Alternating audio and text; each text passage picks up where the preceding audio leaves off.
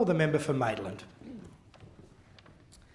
Thank you, Mr Temporary Speaker, and I rise to speak on the St Paul's College Act of 2018, and I want to acknowledge from the start Dr Don Markwell, who I just spoke to earlier this morning in the gallery today. I'm sorry, our glasses can't see the next person, but it's good to have you here. And it is so important to have this as an open discussion. And I want to thank Dr Markwell, though, particularly for the way he has engaged with myself and the Shadow Minister, and I'm sure with the government, and to ensure that we are aware of all that is going on at St Paul's and the efforts that they are making to effect change, because that change is so important.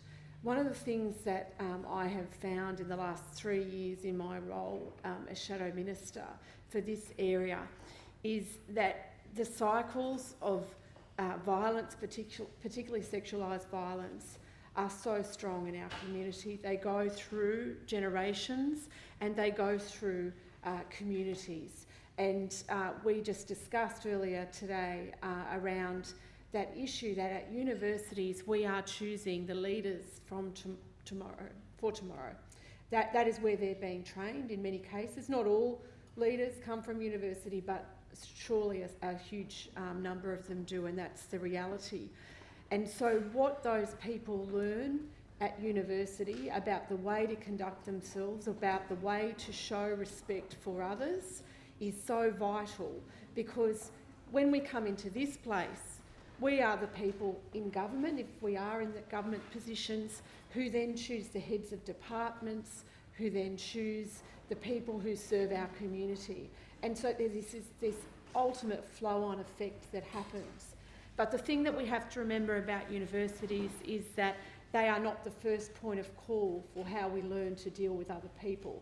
And those lessons about respect come from our earliest family of origin, they come from our school times, and as government we have to do all we can at every point in individuals' lives to raise awareness of the impact of violence, to provide pathways and instructions and guidelines for people about the best way to behave, because we're not just about building concrete buildings or brick buildings, whatever, or bridges or roads or schools or hospitals. We are here in government about building a community of people, and universities are a crucible of that learning and education that is so vital to ensuring that the leaders of tomorrow are able to do that effectively and to generate compassion and understanding, but most importantly respect in our community. I want to acknowledge the long step that St Paul's have taken in their journey to get into this place, and I want to acknowledge really so importantly the journey that has been taken by the survivors of violence in all our institutions, but particularly in our residential colleges, to get to this place. I convened a roundtable of university student support services on Monday, not necessarily with the colleges, but with the broader university people. And one of the things that came out of that was a commitment and just like an acknowledgement of the need for everyone in this space to be bold, but all of us to recognise the pain of survivors. And one of the conversations in that was around data collection, because so much of what we do in government is driven by numbers, by KPIs, by where's the need, demonstrate the need, show us. And we know when we have such underreporting of sexual violence in our society, for all the risks that it puts on survivors when they do come forward, we don't have a good data set about the extent of the problem. So I want to pay very strong tribute to the men and women, and predominantly they are women, but women from all backgrounds, women with disabilities, women from culturally and linguistically diverse communities, Aboriginal and Torres Strait Islander people, people from the LGBTQI community, all of these people who have experienced violence but have put their hand up to say enough is enough, because the stories that you have are the things that have driven us forward to change. And that is an empowering thing for those survivors, but it's an empowering thing for those who come behind them. And it takes real courage to do that, and I salute them for that. I want to also thank End Rape on Campus for the work they've done, and people like Anna Hush, Shana Bremner and Nina Fennell. And I know Nina Fennell has been working on a very strong campaign called Let Her Speak at the moment, which is, there's a hashtag around that, but that's around laws in Tasmania and Northern Territory about ensuring that survivors are able to speak. Because when we look at this kind of behaviour, at the core of it is shame and secrecy. And if we can empower survivors to speak out, we empower them to help to change the situation. And as somebody said to me today, they don't become any longer part of the problem, they are part of the solution. But for so long, they have been seen as the problem in the silencing that's happened. I also want to acknowledge the really hard work of the Shadow Minister for Education, Jihad, who's just left the chamber, Jihad Dib, and also my colleague, Dara Halen, who's here today, the member for Summerhill, who has been an exceptionally long-term campaigner on this issue, and particularly working with the University of Sydney, and Sophie Kotsis, the Minister for Women, who has also done amazing work in this space.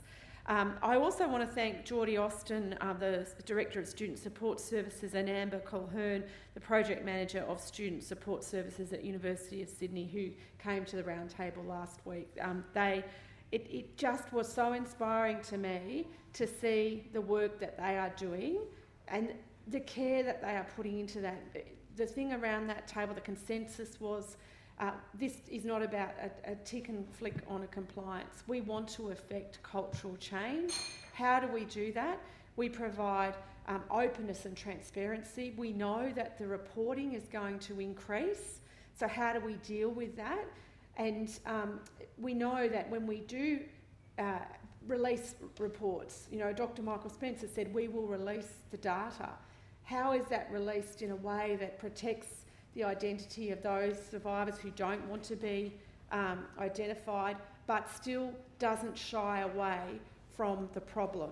And I was very much encouraged by the words of Don Markwell today, Dr. Markwell, just out there of, these are terrible issues, and I'm paraphrasing, but you must face them.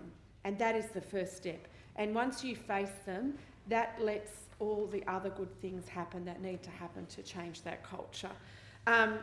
We also need to acknowledge the importance of the Royal Commission in this issue.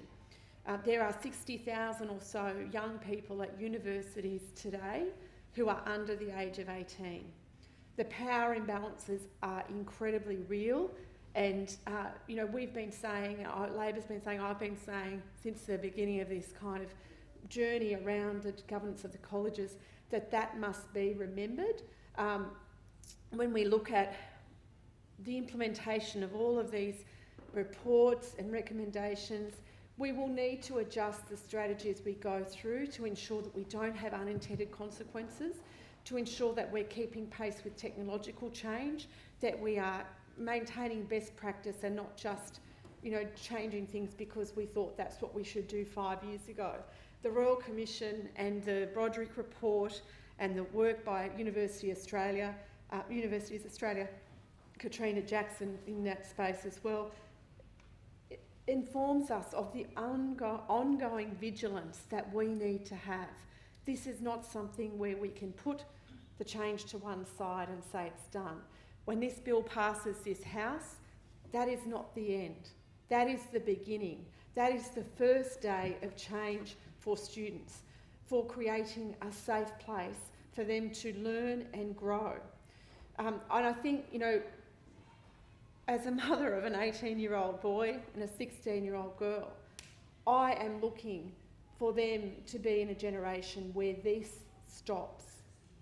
And anyone who sends their child to a residential college wants to have the confidence that they will come out of there an enriched and enhanced human.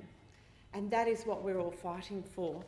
So These survivors have asked us to be brave, to go and embrace change, because they have been so brave.